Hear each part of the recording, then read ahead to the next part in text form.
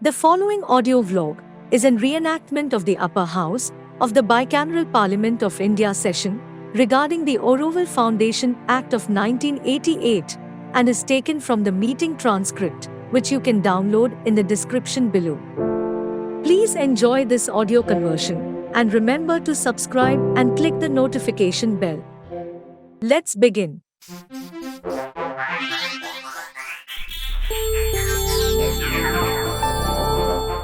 The session begins with the Vice Chairman Shri H. Hanumanthappa taking up the bill, and the Minister of Human Resource Development, Shri P. Shiv Shankar, presenting the bill. Sir, before the House begins discussion on the bill, I think it would be useful if the background of this bill is briefly explained. The International Cultural Township, known as Auroville, was set up in 1968, on the basis of a charter proclaimed by the Mother, where people of different countries could live together in harmony, and in one community, who were expected to engage in cultural, education, scientific and other pursuits, aiming at human unity. At the initiative of the Government of India, UNESCO passed resolutions in 1966, 1968, 1970, and 1983, commending Auroville to those interested in UNESCO's ideals. They underlined the importance that Auroville had begun to receive, at the international level. Funds for the development of Auroville were received from different organizations, in and outside India, as also from the grants received from the central and state governments. Auroville was making a reasonable progress. However, serious problems arose after the mother left her body in 1973. In order to create necessary conditions, in which smooth development of Auroville could be ensured, the central government was forced to take over, temporarily, the management of Auroville, from the Sri Aurobindo Society, and others, under the Auroville Emergency Provisions Act, 1980. Initially, this act was valid for 5 years, but it had to be extended further in 1985 and 1987, as the efforts made to arrive at a solution, in consultation with the residents of Auroville and the Sri Aurobindo Society, to provide for the permanent management of Auroville, had not succeeded. Efforts were however continued, and a broad consensus has now emerged, that it would be in the interest of further development of Auroville, to establish a body corporate, called the Auroville Foundation.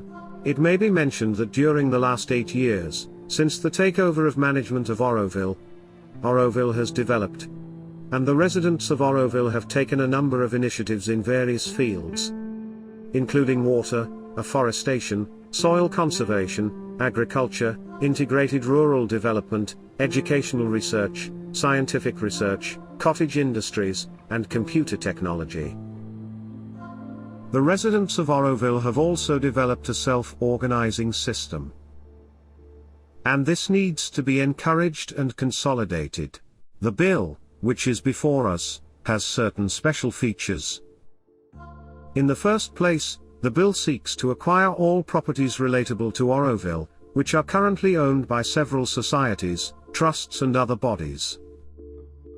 These were created by the Sri Aurobindo Society, and other bodies founded by the residents of Auroville, substantially with the aid of donations received, from different organizations and individuals, in and outside India, including central and state governments, for the purposes and activities of Auroville, which under the proposed legislation, will become the responsibility of the Auroville Foundation.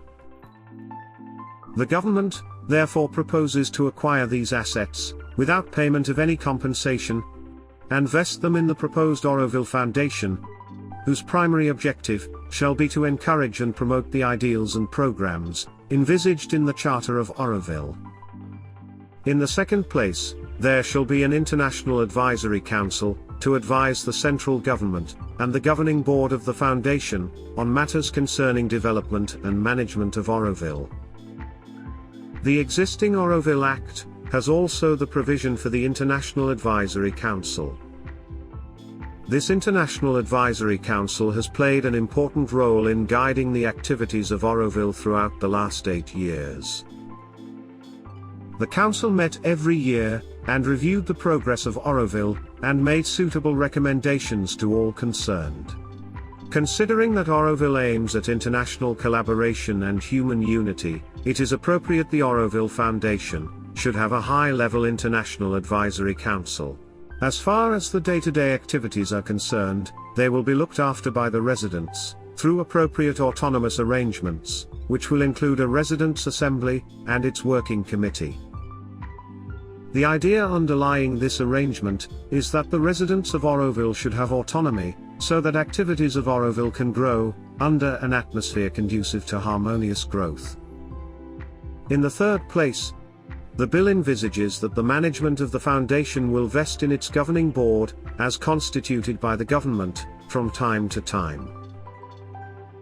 In order to avoid all controversies getting perpetuated in the governing board, the government has decided, in principle, that none of the existing societies or trusts will have a right of representation of the governing board.